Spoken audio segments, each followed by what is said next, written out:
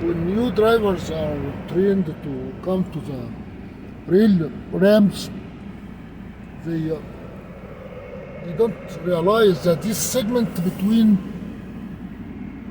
this pass between the two segments of the trains, this segment and the one behind me, that particular pass is not for trucks. That's only for yard jockeys. Yard jockeys that have to shuttle.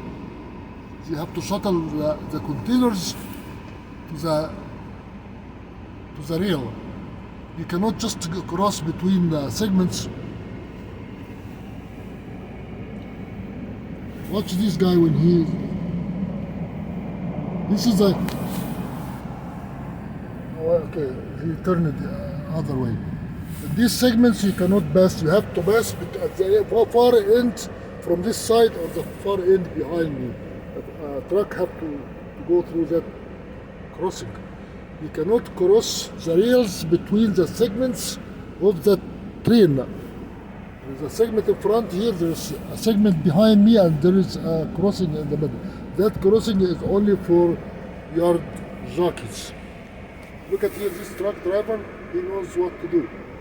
If somebody crosses from here, a truck driver with a container, not a yard jockey, you can tell he is new. Nobody told him.